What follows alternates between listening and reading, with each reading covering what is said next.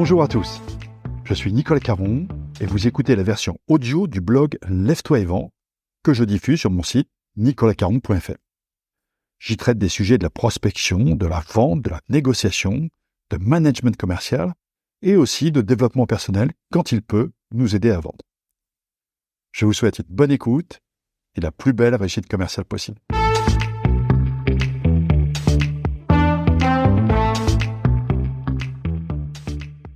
Aujourd'hui, je vous propose un article sur le management commercial. Son titre : Celui qui dit la vérité doit-il être exécuté ? Si le titre de cet article ne vous dit rien, c'est que vous êtes peut-être trop jeune pour ça, tant mieux pour vous. Les autres, j'en suis sûr, ont déjà cette petite musique dans la tête, celle de la chanson de Guy Béard, qui rappelait au fil des couplets que le premier qui dit la vérité, il doit être exécuté.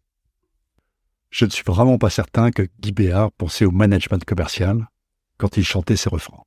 Mais c'est bien aux managers et à tous ceux qui accompagnent des équipes de vente que ce couplet me fait penser. Surtout lorsque je lis les commentaires qui sont régulièrement faits à leur égard dans la presse ou sur nos réseaux sociaux préférés. En effet, le management se doit d'être de plus en plus soft, sous peine d'être soumis à une forme de vindicte populaire. Or, manager, c'est aussi pousser son équipe à donner le meilleur d'elle-même et faire en sorte qu'elle atteigne ses objectifs. Ceci est d'autant plus vrai pour le management commercial. Ne l'oublions pas, réussir dans la vente est une quête permanente, une compétition quotidienne, qu'il faut remporter le plus souvent possible, sous peine de disparaître. Comme le disait le père de Sébastien Coe, au lendemain de la médaille d'argent de 800 mètres obtenue par son fils aux Jeux Olympiques de Moscou, « First is first, second is nowhere ». Et pourtant, cette quête de performance parfaitement naturelle est maintenant quasiment mise de façon systématique au second rang, derrière les principes de QVT, de RSE et bien sûr de management bienveillant. Je ne suis pas sûr que ça soit une très bonne idée. Alors là, évidemment, je sais que je prends un risque en affirmant des choses pareilles. Mais j'assume. Je trouve vraiment qu'en matière de management commercial, la bienveillance a bon dos. Évidemment, comme tout le monde, je considère que la brutalité, le stress négatif et les excès du micromanagement sont à proscrire. Ok. Évidemment, je pense également que le management commercial doit respecter les personnes. Comment pourrais-je penser le contraire ? Mais je pense aussi que la bienveillance n'est pas et ne doit pas être la qualité numéro 1 attendue de tout manager commercial. En tout cas, pas la bienveillance telle qu'elle est décrite quotidiennement dans des postes par des gens qui, pour la plupart, n'ont jamais dirigé d'équipe conséquente ni assumé les résultats économiques d'une entreprise. Et ainsi, petit à petit, nous assistons à une dérive des pratiques managériales qui, à force de se conformer aux injonctions quotidiennes pour plus de bienveillance, deviennent de plus en plus molles et paradoxalement beaucoup plus violentes pour les managers eux-mêmes. Je vais insister sur ce point avec quelques illustrations. Par exemple, je discutais récemment avec un manager de l'une des plus grandes banques françaises. Je vous garantis que ce n'est pas un tueur, vraiment pas. Et pourtant, les quelques remarques qu'il a osé faire, à juste titre, à l'un de ses collaborateurs, à propos de ses retards, de son comportement et de ses résultats, ont été rapidement remontées par la victime à la hiérarchie. Celle-ci a évidemment immédiatement reproché au manager en question de telles pratiques. Ben voyons. Dire la vérité est considéré comme du management commercial toxique. En tout cas, c'est ce qui a été reproché à ce manager. Et cet exemple est malheureusement loin d'être exceptionnel. Un autre exemple de cette dérive concerne les rituels de management qui perdent petit à petit tout leur sens. Évidemment, on comprend aisément que dans cette ambiance de travail, où un mot de travers peut être immédiatement taxé de harcèlement, que certains managers commerciaux soient parfois tentés, durant des entretiens de suivi réguliers ou lors des entretiens annuels, de modérer leurs propos, voire de ne pas évoquer du tout ni formaliser les manquements de leurs collaborateurs, que ce soit sur le plan des comportements ou de l'atteinte des objectifs de vente. J'ai ainsi rencontré au fil des ans de nombreux managers en difficulté, pour ne pas dire en souffrance, placés entre le marteau et l'enclume, ne sachant plus comment agir face à des collaborateurs bien moins performants que ce que leur compte-rendu d'entretien annuel successif pouvait laisser penser. Courage, fuyons. Bref, vous l'avez compris, je ne partage pas l'avis des ayatollahs de la QVT qui savent si bien décrire les gentils et les méchants managers. La plupart d'entre eux n'ont jamais été confrontés aux difficultés du poste de responsable d'équipe commerciale. Mais peu importe, ils savent dire ce qui est bien et ce qui est mal.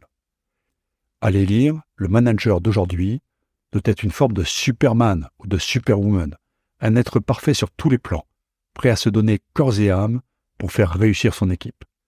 Un demi-dieu capable de créer la motivation autour de lui et de transformer les pires tirs au flanc en machine de guerre commerciale. Évidemment, chacun aura son opinion. Je ne prétends pas détenir la vérité, mais pour ma part, je suis intimement persuadé que l'exigence est une bien meilleure façon d'exprimer sa bienveillance que tous les faux-semblants. Autrement dit, pas de management bienveillant sans véritable exigence. D'ailleurs, je vous propose maintenant de passer en revue les vertus de l'exigence. D'abord, l'exigence stimule le progrès. On n'imagine pas un coach sportif, un chef étoilé, un grand chirurgien ignorer les lacunes de leurs équipes. Les plus grands, quel que soit le domaine, sont exigeants avec eux-mêmes et avec leurs équipes, car ils visent l'excellence. Pourquoi devrait-il en être autrement dans l'entreprise ?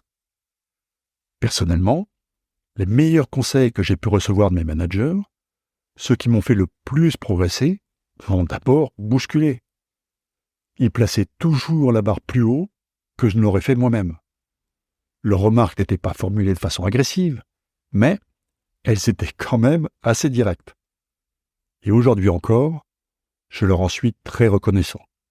Ils m'ont piqué au vif et m'ont fait grandir plus vite. Ensuite, l'exigence stimule la motivation. Faites vous-même l'expérience. Fermez les yeux et réfléchissez à vos meilleurs souvenirs professionnels, sportifs ou personnels, peu importe le domaine. Est-ce qu'ils évoquent des moments d'indolence ou plutôt des moments très intenses ? Est-ce qu'il s'agit de choses réalisées avec grande facilité ou plutôt de challenges difficiles qui ont été relevés ? Est-ce que vous étiez stimulé par un animateur de garderie ou par un manager exigeant qui vous poussait à donner le meilleur de vous-même ? Est-ce que vous faisiez partie d'une équipe à la ramasse ou étiez-vous entouré de gens qui visaient eux aussi la performance ? Si vous avez les mêmes réponses que moi à ces questions, nous serons alors sans doute d'accord pour dire que la vie professionnelle est épanouissante quand elle propose des challenges difficiles, quand elle stimule au-delà des zones de confort, quand tout n'est pas guimauve et quand on n'impose pas au manager de se comporter comme une babysitter. Autre point, l'exigence stimule aussi la performance. Évidemment, loin de moi l'idée qu'il faille maltraiter ses collaborateurs au nom du résultat. Je suis bien sûr, moi aussi, un fervent supporter des managers qui soutiennent et aident leurs équipes à réussir. Mais attention à ne pas se tromper de débat. La vocation d'une entreprise commerciale est quand même de générer du chiffre d'affaires, de conquérir de nouveaux marchés, d'être tout simplement performant dans un environnement très concurrentiel. Il s'agit d'un challenge quotidien, d'une compétition de chaque instant, qui impose une énergie forte de tous.